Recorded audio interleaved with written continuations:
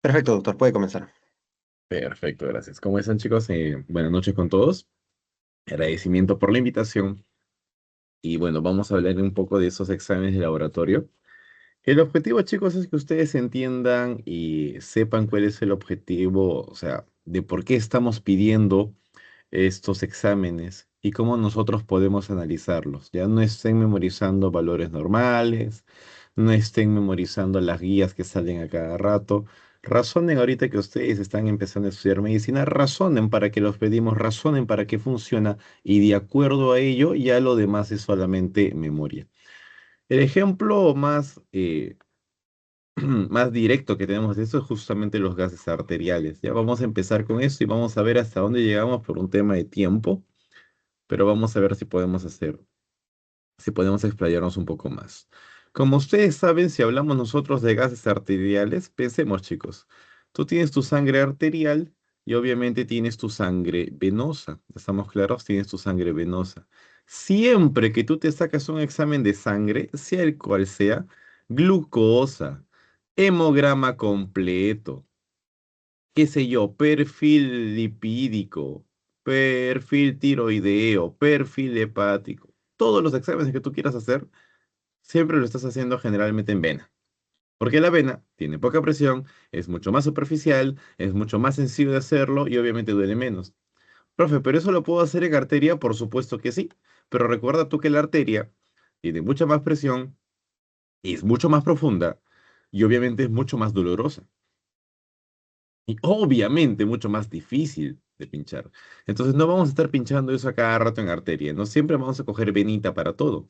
Sin embargo, chicos, hay valores que obviamente tiene la arteria que la vena no. Y en esos casos nos vemos obligados nosotros a pedir, ¿no? Un examen de gases arteriales, el famoso AGA, ¿no? El famoso AGA, exámenes de gases arteriales. Obviamente estamos buscando los gases que están en la arteria que no están en la vena. Principalmente el oxígeno, ¿ok? Principalmente el oxígeno. Recuerden, por favor, criaturas, que el oxígeno va transportado de dos formas en la sangre. Primero, va unido a una molécula pirrólica a una molécula con cuatro anillos pirrólicos, perdón, con hierro en el centro, que se llama hemoglobina. El 97% de oxígeno va unido a hemoglobina. En cambio, el 3% va libre, ¿no? Libre en la sangre. Cuando ustedes, chicos, colocan el pulsioxímetro o el oxímetro, ¿no? En el dedo de tu paciente, estás midiendo la saturación de oxígeno, o sea, de la hemoglobina. Pero cuando tú me sacas el AGA, me estás midiendo esto, la presión de oxígeno. Ahí viene la diferencia, por eso lo pido yo. Oye, doctor, pero póngale el pulsioxímetro, es suficiente, ¿no? Yo lo sé, pero obviamente este valor es mucho mejor porque está hablando netamente del oxígeno libre disponible para ti. Y ese es un valor obviamente más sensible. Ok. Y aparte de ello, vamos a ver pues el pH de la sangre arterial, bicarbonato y también el CO2 que nos va a interesar para el tema de alcalosis y acidosis. ¿De acuerdo, chicos? Con esa breve introducción, entonces, arrancamos con AGA. Es lo que nosotros vamos a buscar. Perfecto. Estos son los valores normales, quiero que ustedes lo vean, por favor. Vamos a encontrar acá el pH, el valor del... esto quiere decir presión arterial de CO2, esto quiere decir presión arterial de oxígeno, y esto quiere decir, obviamente ese es el ion bicarbonato, bueno, y esta es saturación de oxígeno como tal, ¿no? Recuerden, por favor, chicos, ustedes van a sacar el AGA, no lo saca licenciada, no lo saca obstetra, no lo saca técnico, ustedes, estudiantes de medicina, van a ser los que sacan el AGA. Así que tienen que ser bien, bien, bien, bien duchos en esto. Además, no olviden por favor que esto está obviamente influenciado sobre todo por la fracción inspiratoria de oxígeno. Ya siempre tengan en cuenta este detalle. Cuando ustedes saquen un AGA y lo lleven al laboratorio, van a tener que dar la fracción inspiratoria de oxígeno, ¿no? Si tu paciente está con aire del ambiente, será 21%. Y si tu paciente estará, pues no sé, pues no con cánula binasal, con mascarilla, con Venturi, no sé, dependiendo cuántos litros por minuto, obviamente va a cambiar la fracción inspiratoria de oxígeno. Tengan en cuenta ese dato, por favor, chicos, porque eso lo cambia todo. Ok, ¿Qué vamos a ver entonces? Rápidamente, esos son los valores normales, ¿cierto? Del pH va de 7.3 hasta 7.35, 7.45, o sea, 7.4 más menos 0.05, como tú quieras verlo. La presión arterial de CO2 es de 35 a 45, o sea, 40 más menos 5. La presión arterial de oxígeno es de 80 a 100 y el bicarbonato que nos interesa también es 24 más menos 2. Obviamente midi equivalentes por litro, acá será milímetros de mercurio. Ya, estos dos datos son los que a mí me interesan cuando hable yo de acidemia y alcalemia. Esto, chicos, va a depender obviamente del pH. Y para eso nosotros recurrimos a la famosa ecuación de Henderson y Hasselbalch, ¿no? Esta es la famosa ecuación de Henderson y Hasselbalch, ¿no? Que cuando él hace una comparación de las concentraciones, perfecto, de las concentraciones del CO2 cuando se junta con el agua, recuerda que forman el ácido carbónico, pero que éste también se separa formando hidrogeniones más el ion bicarbonato, ¿no? Gracias a la anhidrasa carbónica, ¿cierto? Cuando él haya las concentraciones de cada una de estos elementos, vamos a llegar a esta ecuación. ¿Ya, chicos? Vamos a llegar a la ecuación de Henderson y Hasselbalch. Una pequeña breve introducción de qué cosa es el pH, rápido nada más, chicos, por favor, por si acasito. Recuerden ustedes que acá hay una célula feliz y en esa célula feliz nosotros vamos a encontrar iones, ¿no? Iones afuera y iones dentro. Por ejemplo, encontraremos potasio adentro, también habrá potasio fuera, obviamente, encontraremos sodio adentro, sodio afuera, etcétera, etcétera, etcétera. Pero en unos valores muy, muy, muy, muy determinados, ¿no? Muy determinados. Por ejemplo, podemos encontrar 23.000 equivalentes de sodio, 3.000 equivalentes de potasio, qué sé yo. Doctor, pero así como hay sodio, potasio, hay cloro, ¿también habrá hidrógeno o no? Por supuesto que habrá hidrógeno, pero ¿sabes cuánto va a haber de hidrógeno? 0.000000014, eso es lo que hay. Entonces, ¿cómo vamos a trabajar con este número? Recontra horrible trabajar con él. No se puede trabajar con ese número. Con el sodio sí, pues no tiene 123. Con el potasio sí, tiene 3 a 5. Entonces puedo trabajar, ¿no? Entra un potasio, sale un potasio, entra un sodio, sale un sodio. Ya, de hidrogeniones hay 0.0000 y más, ¿no? 0.0000014. O sea, ¿cómo trabajo con eso? No se puede, doctor. ¿Qué hacemos nosotros? A la concentración de hidrógeno, esto es la concentración de hidrogeniones, a eso yo le voy a colocar un logaritmo, ¿no? Logaritmo negativo, logaritmo negativo. Y ese valor se va a convertir en 7.4, que equivaldría al logaritmo de H, al logaritmo de los hidrogeniones, al famoso valor del pH. Entonces, cuando tú me hables a mí de pH, lo único que me estás diciendo es que quieres contarme cuántos hidrogeniones hay, pero este número es horrible, no voy a trabajar con eso. ¿Con qué sí puedo trabajar? Con 7. Entonces, hallamos el valor del pH haciendo una función logarítmica, ¿ok? Haciendo una función logarítmica. Es así como ustedes obtienen el valor del pH. Justamente la ecuación de Henderson y Hasselbalch es en base a ese valor, al pH. Doctor, me tengo que aprender todo esto para tu examen teórico tal vez, pero en la vida práctica no. Lo único que me interesa, porque obviamente estos son números, son constantes, no me van a interesar. Lo único que a mí me interesa es que tú aprendas esto, que el pH está en relación al bicarbonato con el CO2. Y se acabó. Eso es lo único que yo quiero que tú recuerdes.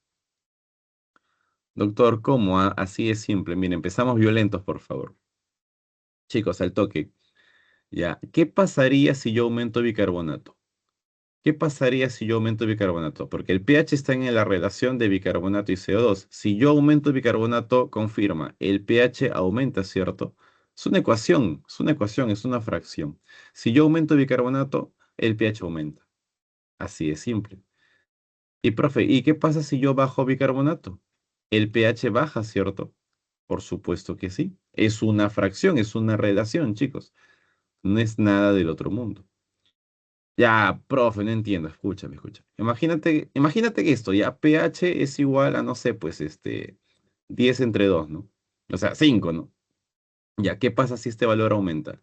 ¿Qué pasa si en lugar de ser 10 entre 2 es 1000? ¿No? 10.000 entre 2. Ah, ya, pues, Doc, acá la relación es 5. Acá la relación es, pues, 500, ¿no?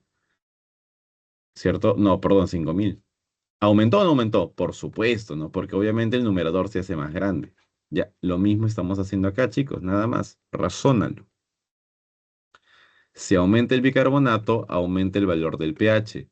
Caso contrario, si baja el valor del bicarbonato, baja el valor del pH. Y se acabó.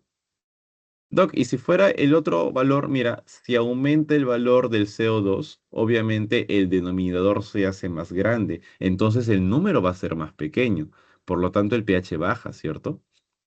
Doctor, me perdí, tranqui, tranqui, tranqui. Mismo ejemplo, imagínate que sea 10 entre 2, ¿no?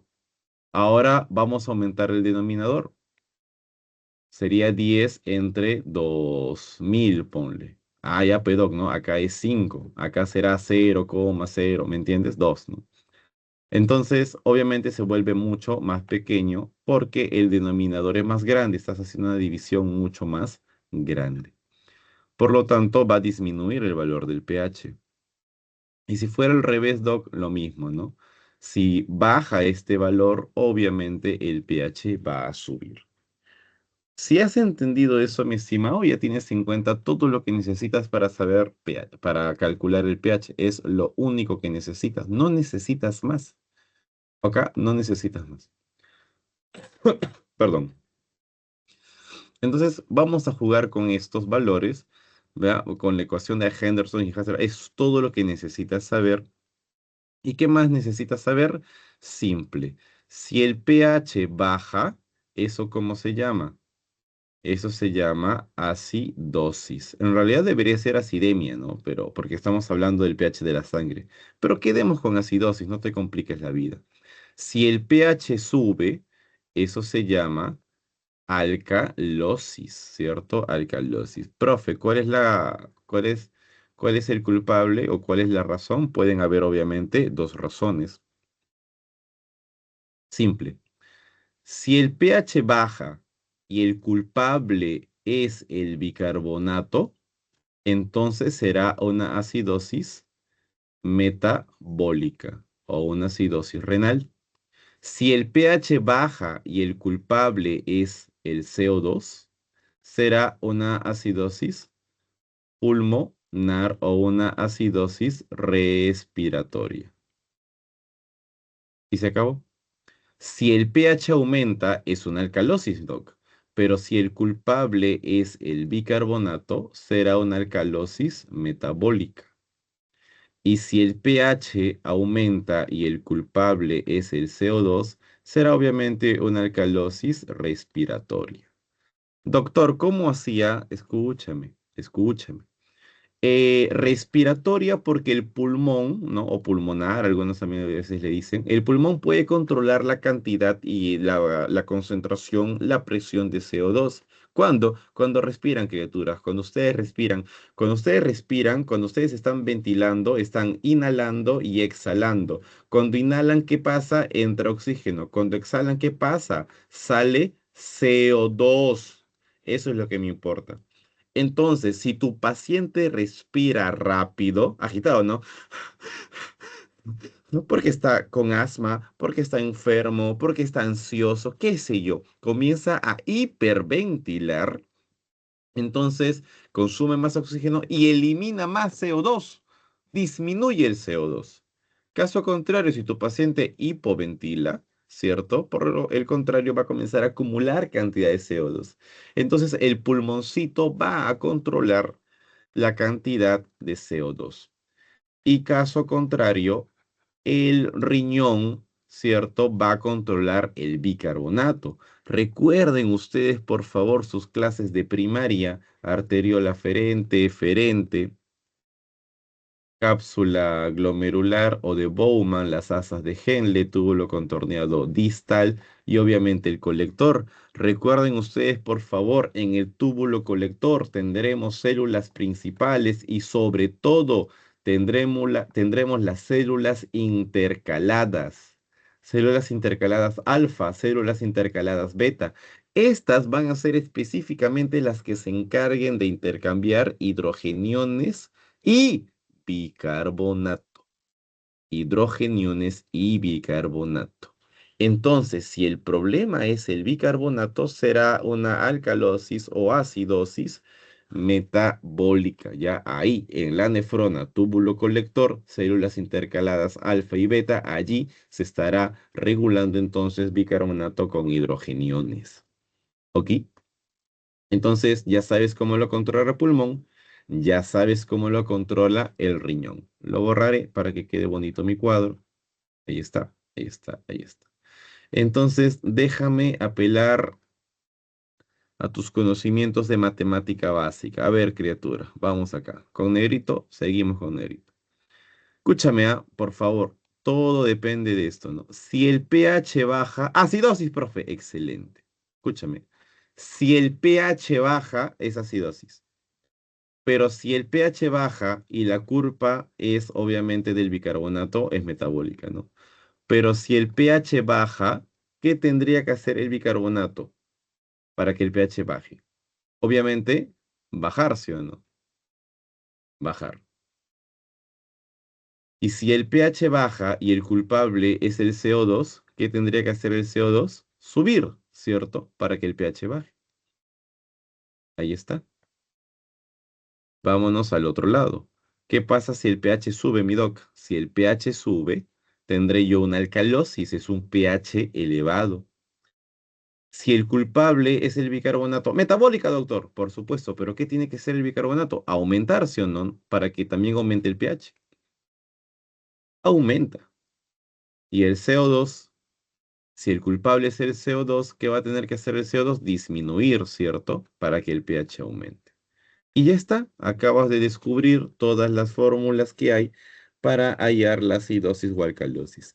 Ya luego tú arma el algoritmo que tú quieras, ¿no? Primero ver el pH, luego ver el bicarbonato, luego... Eso es lo de menos, ¿no? Usa tu criterio nada más. Es tener en cuenta la ecuación de Henderson y Hasselbalch, obviamente la versión resumida. Y en esta simple ecuación, chicos, se termina todo en esta simple ecuación. Si uno sube, si uno baja, ¿cómo se altera el pH? Y ya está, se acabó. Ya está. Eso es todo lo que necesitas de criterio para comenzar a analizar. Doctor, ¿y eso es todo? No, hay más detallitos, pero como te digo, por cuestiones de tiempo no voy a llegar, porque si no, no termino los demás temas.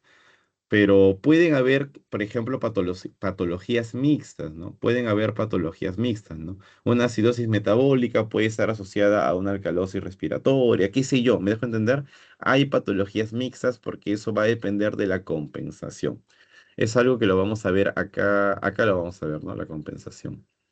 A ver, chicos, armemos el cuadro, por favor. Aquí está la parte pulmonar, aquí está la parte metabólica. Entonces, primero, a ver, ¿de quién hablaremos primero? Primero hablaremos de acidosis. Voy a ponerlo en negro ya. Ah, no, negro. Acidosis respiratoria o acidosis pulmonar y alcalosis respiratoria. Riñoncito, tendremos acidosis, obviamente metabólica, y alcalosis, obviamente metabólica. Tendremos valores del pH, hidrogeniones, CO2 y obviamente bicarbonato. Lo normal, ya sabes, el pH 7.4, el CO2, te había puesto los valores acá, 40 más menos 5 y 24 más menos 2. Y 24 más menos 2, ¿no? Perfecto. A ver, vamos a rellenar el cuadrito. Vamos, chicos. En una acidosis respiratoria, si es acidosis, ¿cómo debe estar el pH? Bajo, ¿cierto? El pH tiene que estar bajo.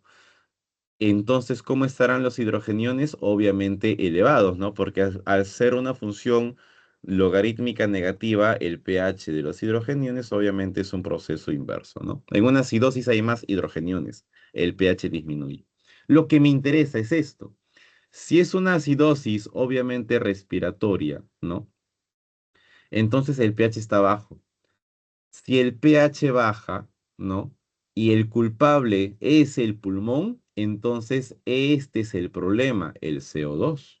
La pregunta se cae de madura. ¿Qué tendrá que hacer el CO2? ¿Subir o bajar para que el pH baje? Para hacer eso, recuerda la ecuación de Henderson y Hasselbalch. Si el pH está bajo y el culpable es el CO2, entonces para que el pH baje, el CO2 tiene que subir, ¿cierto? Entonces el CO2 estará elevado. Y hasta ahí vamos armando el cuadro. Ya, déjame meterte un datito más. ¿No? El CO2 estará recontra elevado, ¿no? Un datito más. Ahí, mira, en ese mismo ejemplo.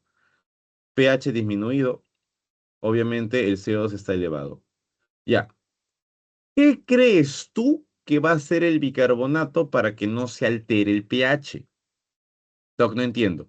¿El pH está bajando, sí o no? Por supuesto. ¿Por qué? Por culpa del CO2. Porque el CO2 está que sube. Ya. ¿Qué podemos hacer con el bicarbonato para que la relación no se altere? ¿Sabes qué podemos hacer? Podemos hacer que el bicarbonato también suba, pues. Porque si los dos suben, no se altera la relación, ¿sí o no? Entonces el pH ya no estaría tan bajo, ¿no? ¿Me dejo entender? El bicarbonato puede comenzar a subir un poquito. Entonces acá el bicarbonato va a comenzar a subir un poquito. Eso es a modo de compensación.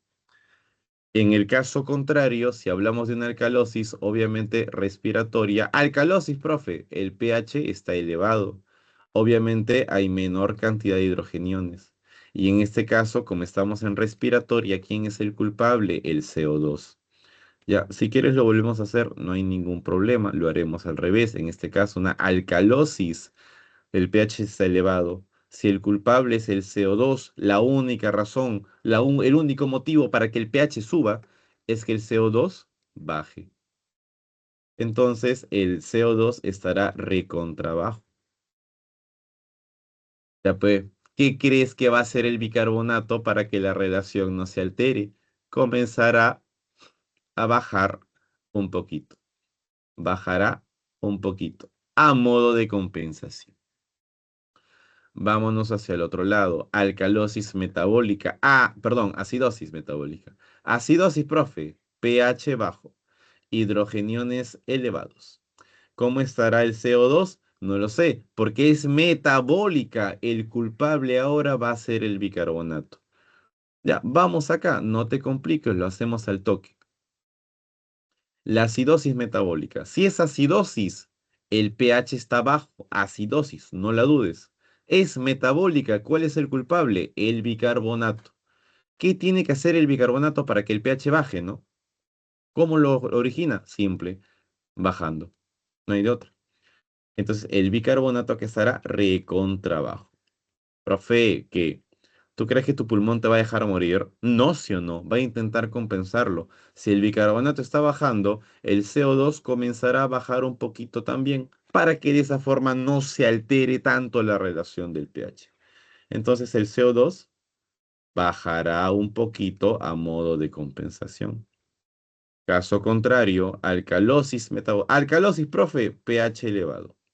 Hidrogeniones, obviamente disminuidas. Si el culpable es el bicarbonato, vamos de una vez con confianza.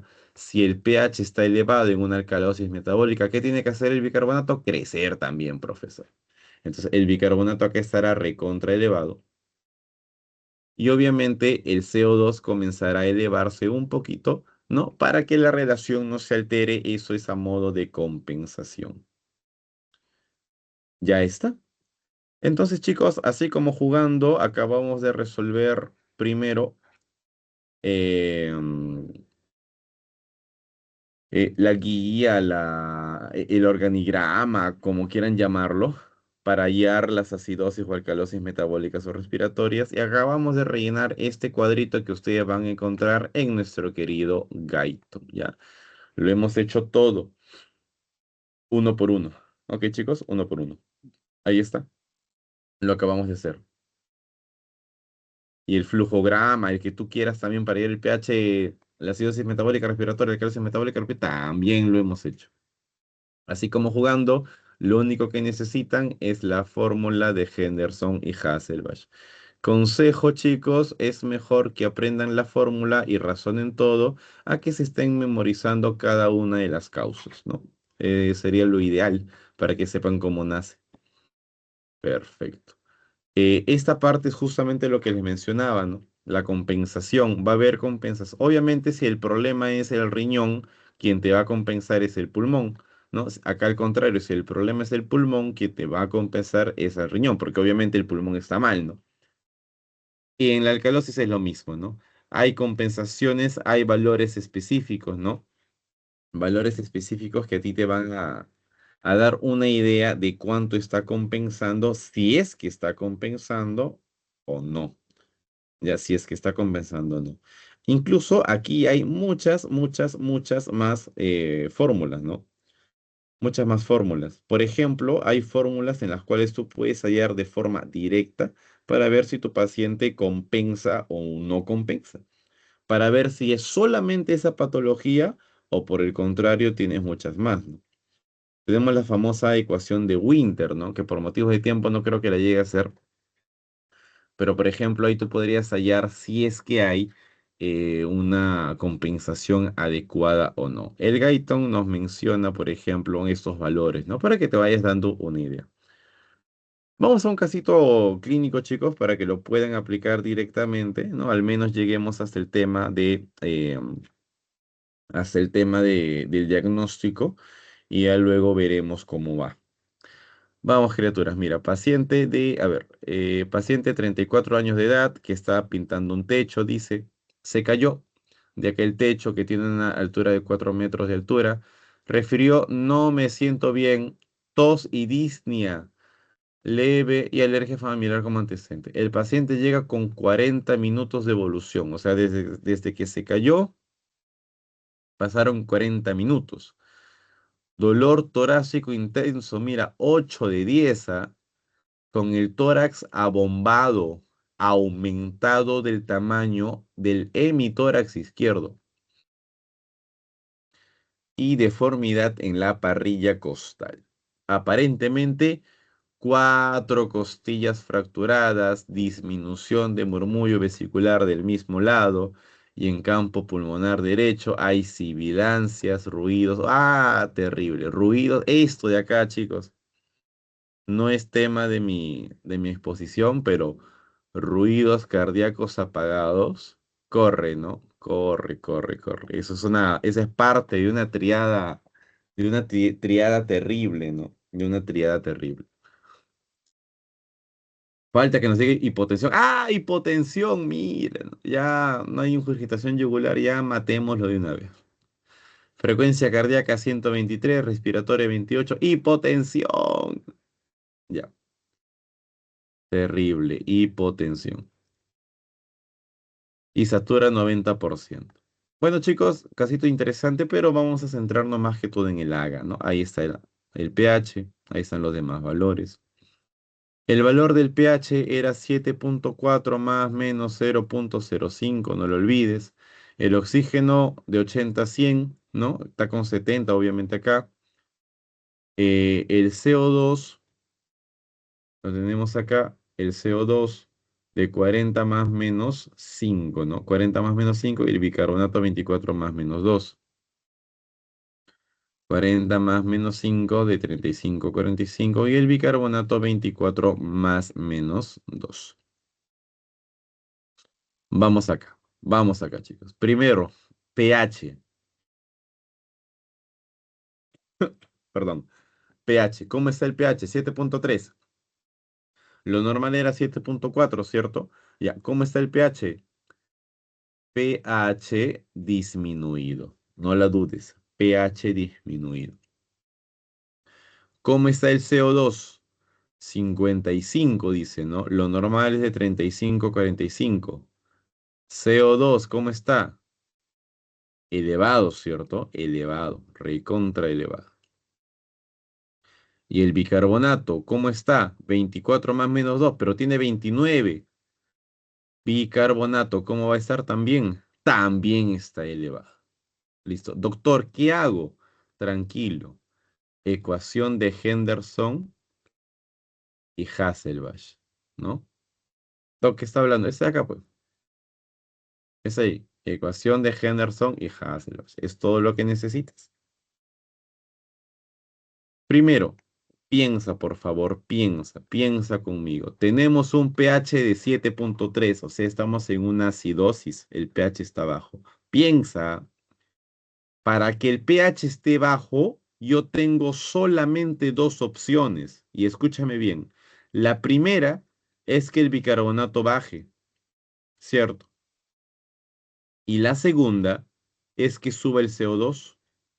Yo tengo dos opciones. No hay más. No hay más. Solamente tengo esas dos opciones. Nada más. Nada más. Ya. Profe, ¿será un bicarbonato bajo o será un CO2 elevado? ¿Quién será el culpable? ¿Pulmón o riñón? No lo sé, güey. Vamos a ver. ¿Qué tenemos? CO2 elevado y bicarbonato elevado. Ah, ya, pues, entonces, ¿cuál es? CO2 elevado, ¿sí o no?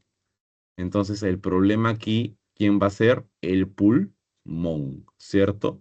Tendremos entonces nosotros una acidosis, acidosis respiratoria. Doc, y el bicarbonato también está elevado, ¿sí o no? Pero por supuesto, ¿no? Te dije que este se iba a elevar un poquito a modo de qué? De compensación. ¿Recuerdas? Se iba a elevar a modo de compensación. Por eso es que los dos están elevados. Entonces, esto es una acidosis respiratoria, ¿no? Ya el siguiente paso que como te dije, ya nos iba a ganar el tiempo, ¿no? Ya voy casi 40 minutos. El siguiente paso sería ver si este bicarbonato está compensando bien o ya se pasó, ¿no? Quizás también el maldito está recontra elevado y está que nos genera también pues ahí una alcalosis metabólica, ¿me entiendes? Y eso ya sería el siguiente paso, ¿no? Pero con calma, chicos, con calma, vamos empezando con esto.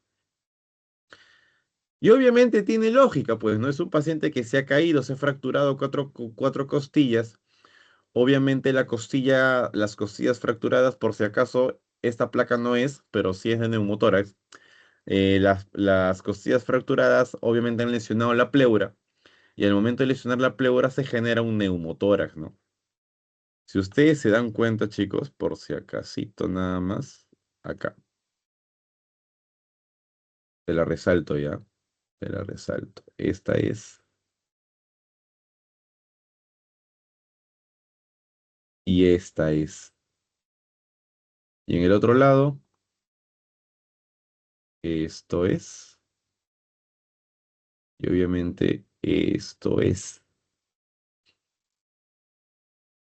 ¿Qué está hablando? Mira, por favor, mira, mira, mira. Ahí está la plaquita, ¿cierto? Mira por favor el pulmón derecho. Tenemos ahí dibujado como que dos siluetas, ¿no? Esas son las dos pleuras, pleura parietal y pleura visceral. Recuerda que estas pleuras tienen un espacio virtual, están bien pegadas, una presión negativa de -5, dice el Guyton. Bien pegadas, no tan, pero tan pegadas que el espacio es virtual. Sabemos que hay un espacio, pero esas hojas están tan pegadas, pues que no hay, ¿no?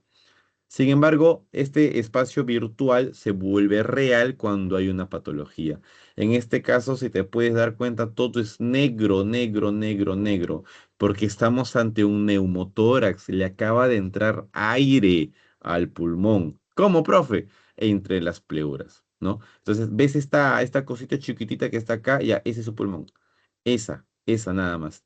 Recuerden que tenemos afuera la pleura parietal y por dentro la pleura visceral, ¿no? Entonces, este espacio entre pleuras en el pulmón izquierdo ha sido llenado por aire, ¿no? Ha sido llenado por aire. Eso se llama neumotórax, ¿no? Neumotórax. Por eso, obviamente, acá quien está afectado es nuestro pulmón. Tendremos nosotros entonces una querida acidosis respiratoria, ¿ok? Tendremos nosotros una acidosis respiratoria. Y si quieres saber si concentra bien, En una acidosis respiratoria, obviamente tiene que haber compensación renal, ¿no? Obviamente tiene que haber compensación renal, que es justamente acá, ¿no? Que está elevándose, ¿no? ¿Cuánto se eleva, profe? 3,5 por cada 10 milímetros de mercurio que se eleva el CO2. Acá, ¿cuánto se ha elevado el CO2? El valor normal es más o menos de 40, 45. Tenemos 55. Se han elevado justamente casi 10 milímetros de mercurio. 10 milímetros de mercurio debería elevarse 3,5 de bicarbonato más o menos, ¿no? De 24 más 3,5 aproximadamente. 24 sería 27,5 más menos 2. 27,5 más menos 2, o sea, llega desde 25,5 hasta 29,5, ¿no? Y justo tiene 29, ¿no? Quiere decir que sí está compensando bien. Doctor, ya volé, tranquilo, ¿no? Esa es una forma que yo hago rápido nada más con este datito para ver si está compensando o no. Ah, y ojo, porque también tenemos que ver si la compensación es aguda o crónica, ¿no? Que ese es otro show, que en realidad son otros valores.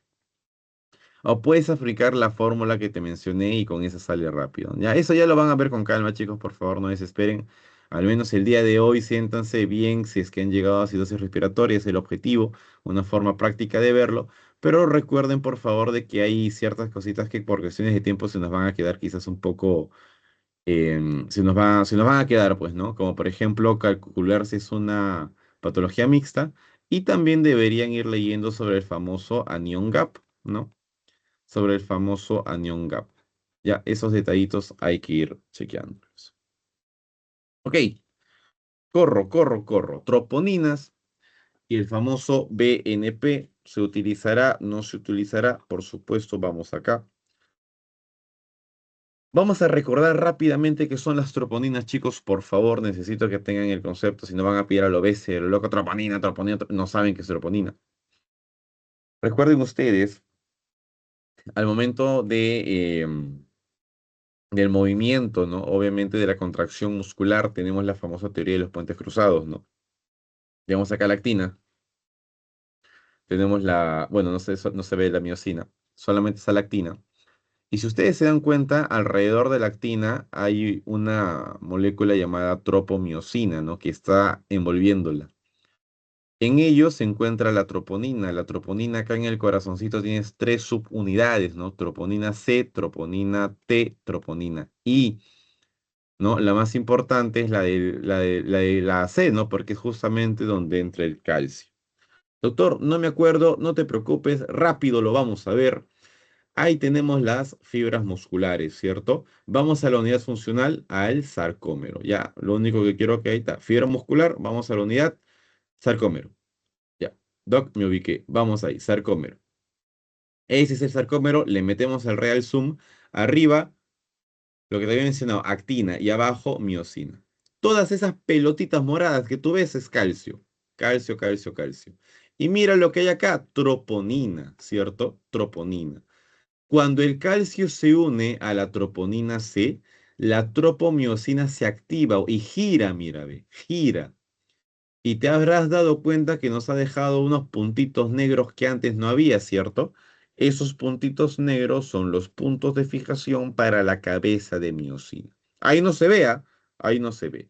Viene el calcio en la troponina C, se junta a la troponina C, entonces se activa y al activarse gira a la tropomiosina, ¿no? Gírate, apúrate, gírate, tropomiosina. Ahí está, se giró.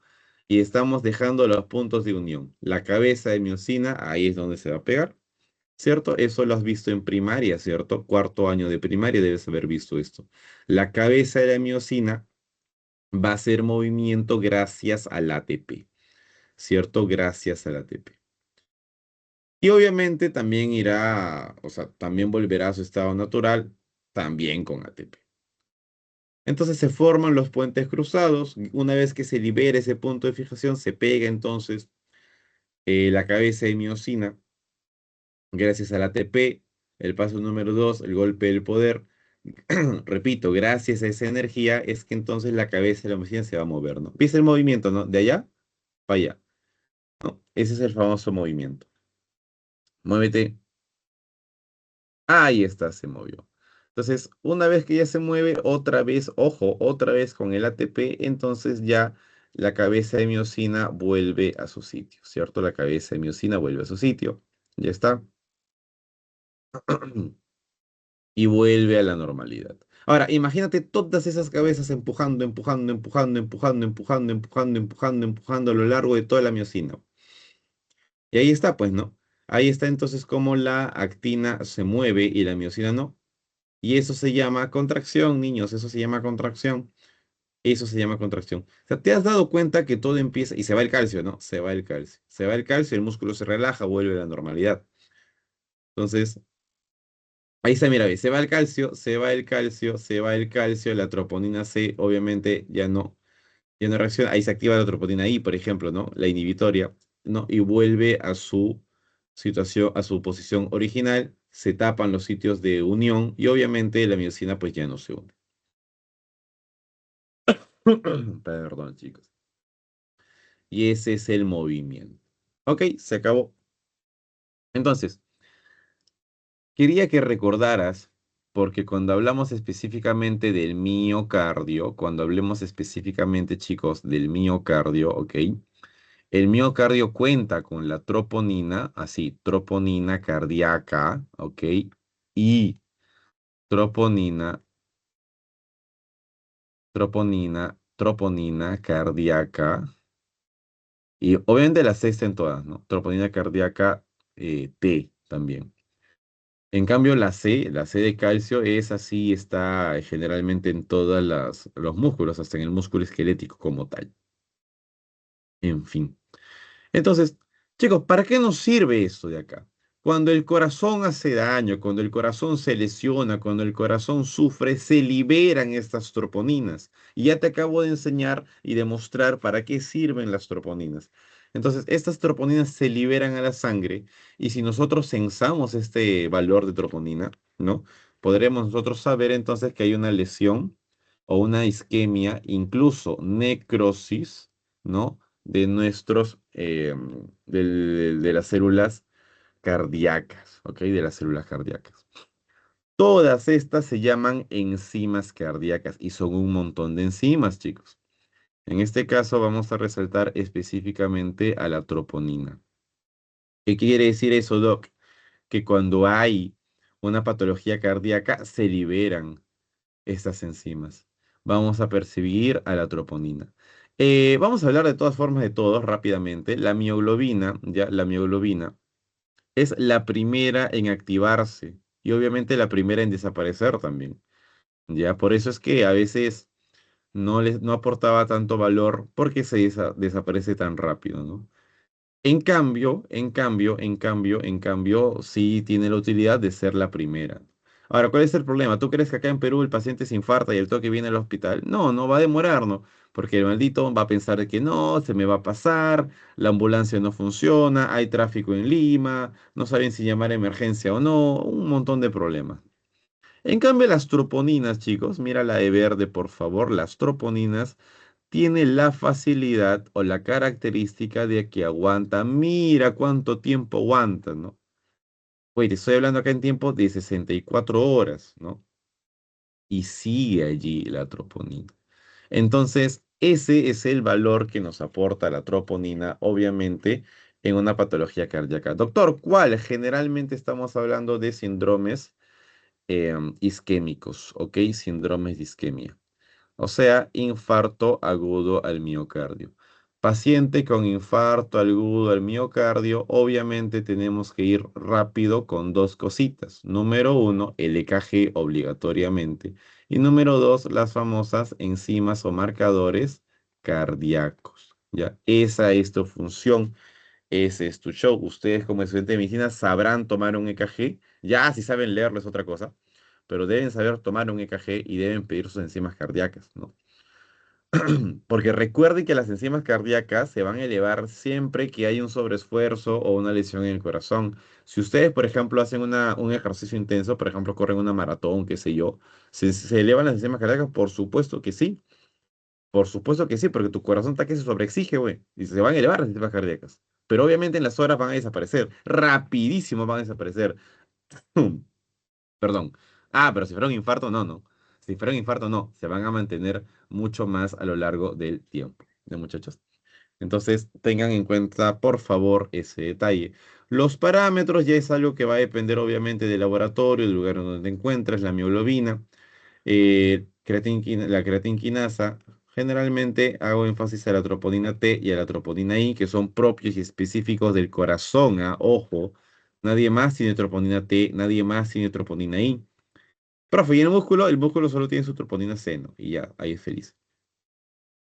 Y esos son los valores, ¿no? De 0 a 0,1 y de 0 a 0,04, ¿no? O sea, el valor es mínimo, chicos. No debería haber, no es mínimo. 0,1 y nanogramos, ¿ah? Nanogramos por mililitro. O sea, es mínimo el valor, muchachos. Es mínimo. En troponina I también, mira, 0,04, ¿no? Sin embargo, este es un gran, gran inductor. Entonces, si ustedes encuentran valores elevados de troponina y está asociada, por ejemplo, a infartos en el EKG, ¿no? Por ejemplo, dos derivadas continuas con un segmento ST elevado, ¿no? Y está asociado obviamente a clínica de tu paciente. Dolor opresivo en el pecho que se irradia el brazo izquierdo, que adormece el brazo izquierdo, que se irradia hacia el cuello, mandíbula izquierda. Asociada a una preocupación, sugestión, paciente piensa que se va a morir. Obviamente no la dudes y estamos descartando el infarto, ¿no? Estamos descartando el infarto. Ok, ah, perdón. Vamos a ver acá los famosos péptidos natriuréticos, ¿no? Los famosos péptidos natriuréticos. Antes, chicos, ¿no? Antes teníamos el péptido natriurético A, ¿no? Que se descubrió en la aurícula.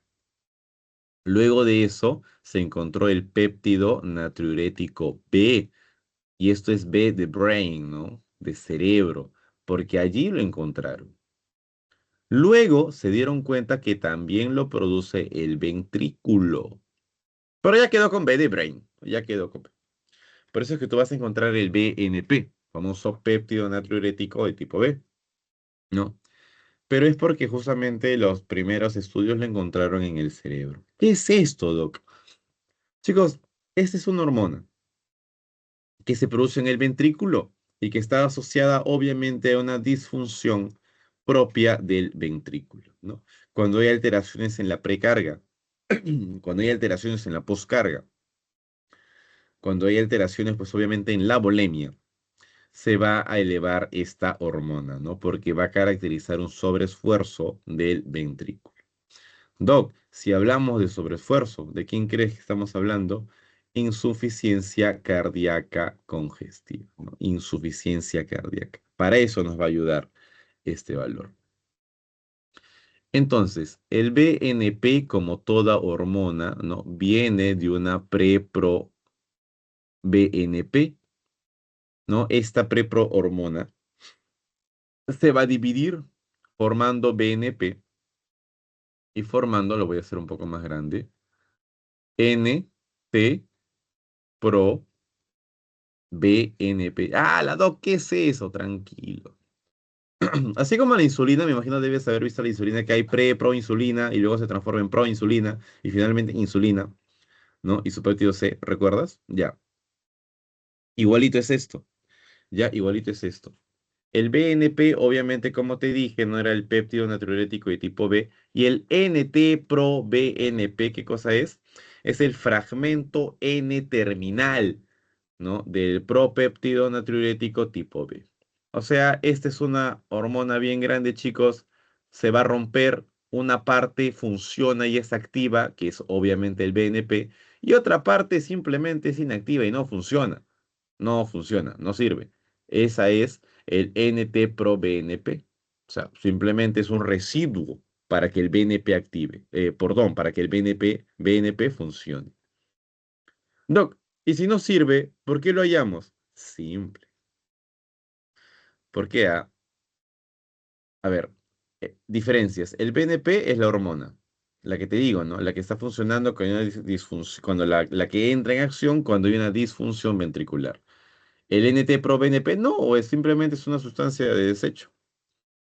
Ahí está la secuencia de aminoácidos, el peso molecular, obviamente este más, si tiene receptor o no, pero mira esto de acá. Y esto es lo más importante. La vida media del plasma es de 20 minutos para el BNP.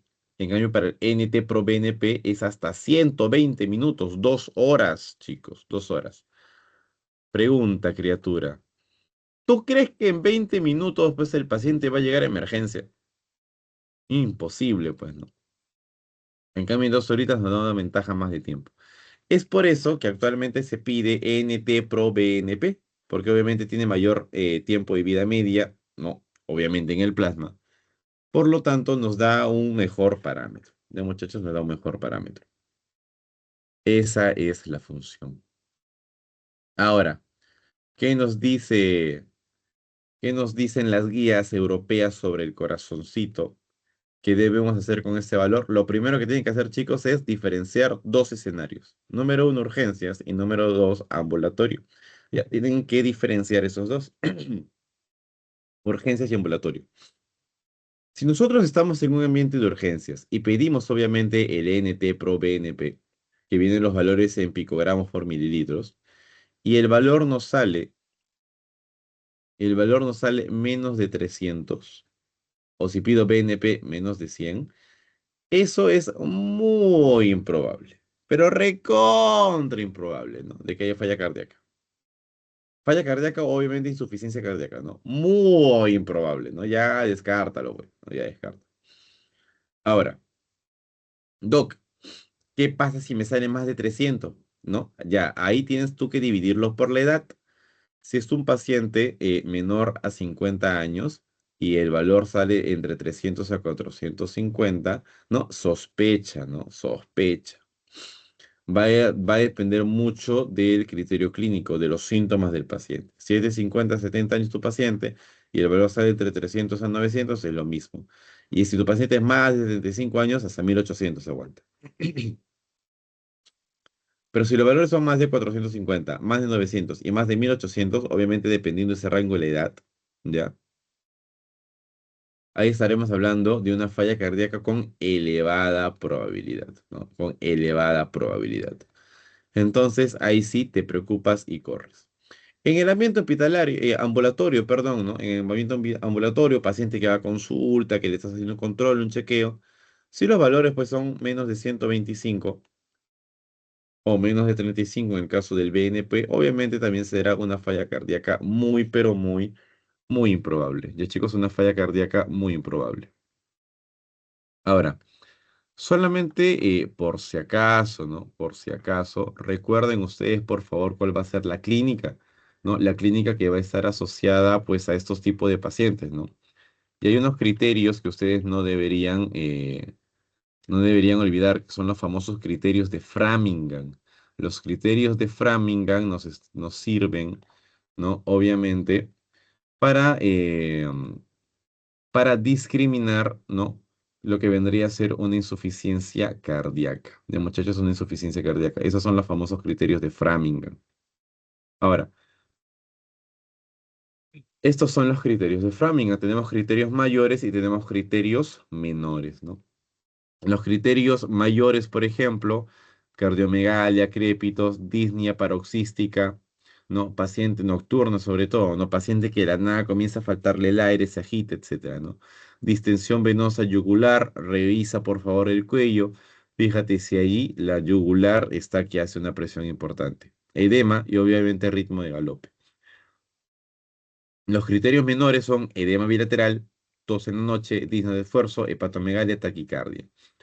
Dos criterios mayores o un mayor más dos menores. Eso nos hace sospechar, obviamente, de insuficiencia cardíaca. Cuando tengas un paciente con estos síntomas, ¿qué vas a hacer? Sácale el NT-proBNP. Para que con eso, chicos, ustedes puedan confirmar, ¿ya? Puedan confirmar entonces insuficiencia cardíaca. Es más, si ustedes están en este rango, que es no determinante, ¿quién te va a dar el diagnóstico? Obviamente la clínica, ¿no? Apoyándote con la clínica. Quizás tiene hasta tres criterios mayores. Doc, pero el NT-proBNP me sale pues, no sé, ¿no? 400, ¿no? Para un paciente de 30 años. Pero tiene criterios de Framingham, pues no, ya, caballero, chicos, caballero. Ese es el valor entonces del BNP y del NT Pro BNP. Ok, chicos, vuelo. Ya termino con lactato. Rápido, chicos. Recuerden ustedes, por favor, que la glucosa obviamente hace glucólisis, ¿cierto? Tu glucosa hace glucólisis. ¿En qué se parte, Doc? En dos piruvatos. El piruvato obviamente entra a la mitocondria y hace el ciclo del ácido tricarboxílico, el ciclo de Krebs, ¿no? Famoso ciclo de Krebs, donde al final terminará con 36 a 38 ATPs, dependiendo de la lanzadera, ¿no? Lanzadera malato aspartato o glicerol trifosfato. Terminará con esa cantidad de ATPs. Ahora, ya eso es lo normal, eso es lo tranquilo. Ya, ¿y qué pasaría, Doc, si no hay oxígeno? ¿Qué pasaría si me agito? ¿Qué pasaría si estoy en plena maratón, en pleno corriendo, ¿no? Y después de cierto tiempo ya me falta el aire, me comienzo a agitar. ¿Podría hacer el ciclo de Krebs? Imposible, porque necesito oxígeno, ¿no? Recuerda que eso se va a oxidar, ¿no? Entonces, ¿qué hacemos? La otra vía, ¿no? El piruvato se fermenta formando lactato y posteriormente ácido láctico. Entonces, este lactato, que surge, ¿no? En parte de la vía anaerobia, ¿no? Va a estar presente en estos diferentes casos. Primero, va a estar presente obviamente en una hipoperfusión tisular, ¿no? Eso sí, sí, obviamente es característico, ¿no? Característico del lactato. Por ejemplo, nos estamos refiriendo al metabolismo anaerobio. Paciente que corre una maratón, paciente que hace ejercicio extremo o de largo data, pues, ¿no? Hay una hipoperfusión tisular. Pero, sin embargo, no es la única, ¿no? También hay una disfunción mitocondrial, ¿no? Por ejemplo, cuando se usa en menor capacidad del oxígeno, ¿no? Hay enfermedades genéticas que están asociadas a eso. Por ejemplo, si hay alteración del aclaramiento hepático renal, obviamente nos va a alterar también el metabolismo del lactato. Y finalmente un exceso de catecolaminas, ¿no? Recuerden, por ejemplo, un exceso de adrenalina, qué sé yo, ¿no? Adrenalina, por ejemplo, ¿no? Entonces vamos a tener un paciente que va a tener, pues obviamente, una estimulación beta, ¿no? Beta adrenérgica. La glucólisis, por ejemplo, va a estar obviamente incrementada. Entonces, a cada rato vamos a formar piruvatos y va a llegar un momento en el cual, pues, se agote, pues, ¿no? El oxígeno y tendremos pues que hacer la vía anaeróbica. O sea, todos estos motivos ya nos llevan a hacer la vía anaeróbica y a producir lactato. Doc, ¿y esto a qué va? Piensa, por favor, piensa un poquito. Todo esto, chicos, ya, todo esto obviamente nos lleva a una hiperlactemia, ¿no? Que es justamente lo que estamos viendo ahorita. Esta hiperlactemia se va a caracterizar por obviamente un aumento de lactato, más lactato que piruvato. Ya, más lactato que piruvato. Obviamente hay un mayor uso de glucosa, porque para que se nos acabe el oxígeno es porque estamos consumiendo, usando un montón de glucosa. Y obviamente una baja, poquísima producción de energía. Porque en el ciclo de Krebs, después de las lanzaderas, me lanzabas 36 a 38 ATP. Acá me vas a lanzar 4 ATPs brutos y 2 ATPs de ganancia neta, ¿no? O sea, solamente vamos a ganar 2 ATPs, una baja producción de energía. Ya, Doc. Y estas condiciones, chicos, son propias de un shock hemorrágico, por ejemplo. Son propias de un shock hemorrágico. Son propias de un shock séptico, por ejemplo. Pero que obviamente en el caso de sepsis, que es mucho más complejo, el lactato va a ser aumentado desde de etapas mucho más tempranas.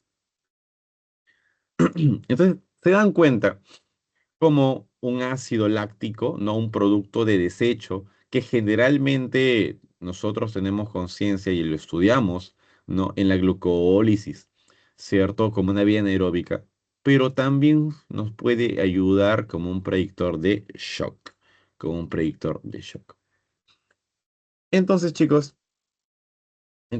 el lactato nos puede ser de mucha utilidad, ¿no? Por ejemplo, puede ser un biomarcador, como les había mencionado, en pacientes con hipoperfusión tisular y obviamente hipoxemia, ¿no? Sirve como diagnóstico, también nos da una escala de gravedad de acuerdo al valor, nos da una escala de gravedad. ¿Nos sirve como guía? Sí. En muchas guías terapéuticas ustedes van a encontrar una fórmula para el lactato, ¿no? ¿Qué es esta? Lactato inicial menos lactato posteriormente medido por 100 entre lactato inicial, ¿no? La literatura menciona que son de 2 a 6 horas que ustedes tienen que hacer la medición, pero la mayoría de estudios lo hacen 6 horas, ¿no? Lactato a las 6 horas por 100. Y eso se llama el clearance, ¿no? Clearance de lactato o depuración de lactato, como quieras llamarlo. Si es que en 6 horas esa depuración es más del 10%, eso es bueno porque está asociado a una menor mortalidad. Por el contrario, si la depuración es más del 20%, ¿no? Menor estancia en UCI. Y si la depuración es más del 10%, pero en 2 horas, ¿no? Shock séptico, ¿no? Entonces nos sirve también como una guía terapéutica.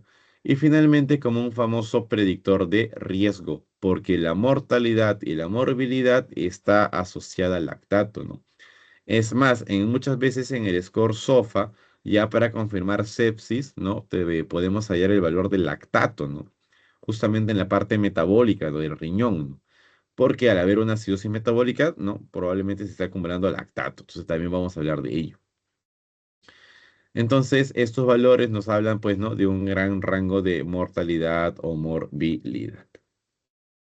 Perfecto, muchachos. Entonces, a modo de resumen claro, ¿no? Al modo de un resumen mucho más así ya esquematizado.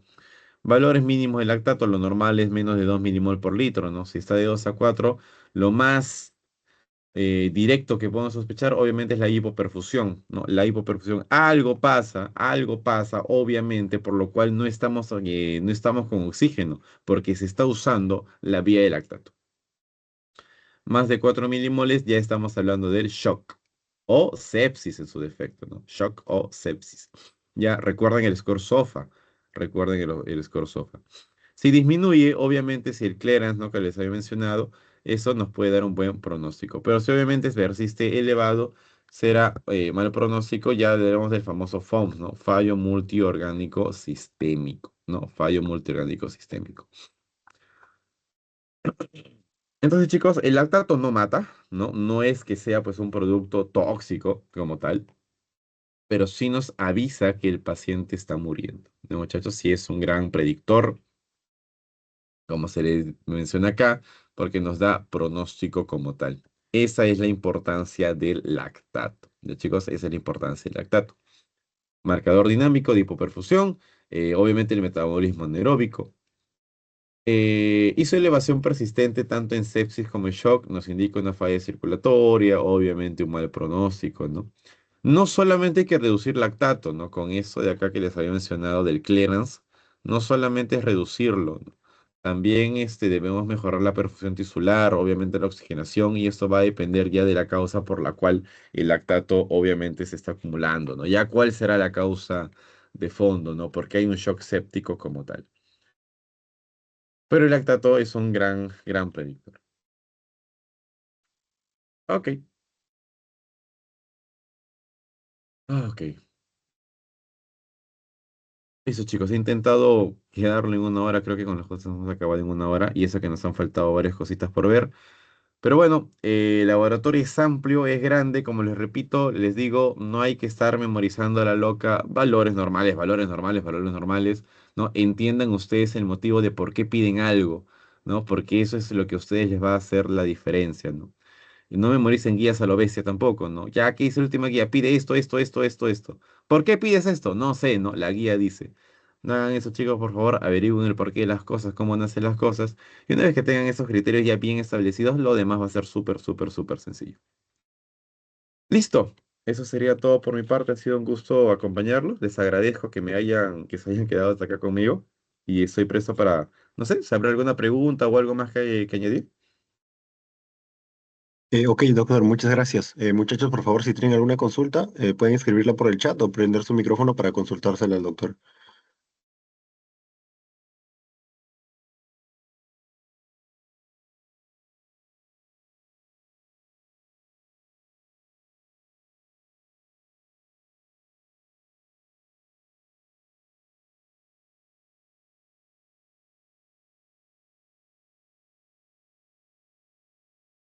Al parecer creo que no hay ninguna duda, doctor, ha quedado todo bastante claro. Más bien agradecerle por la ponencia y por el tiempo brindado. Y pues ahora lo único que si puedo solicitar, muchachos, es que puedan prender sus cámaras o alguna reacción, por favor, para poder hacer lo que es la toma de fotos para la prueba de evidencias. ¿Hay una consulta? Franz.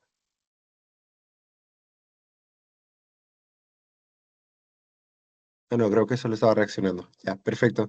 Entonces, muchas gracias, doctor, por la ponencia. Ah, ya, perfecto. Entonces, gracias a ustedes, gracias por la invitación. Para cualquier cosa, ya saben, pueden contar conmigo. Ha sido un gusto, ¿no? Poder ayudarlos un poco. Y nada, chicos, estimularlos que sigan buscando, por favor, no memoricen, no hagan esto algo muy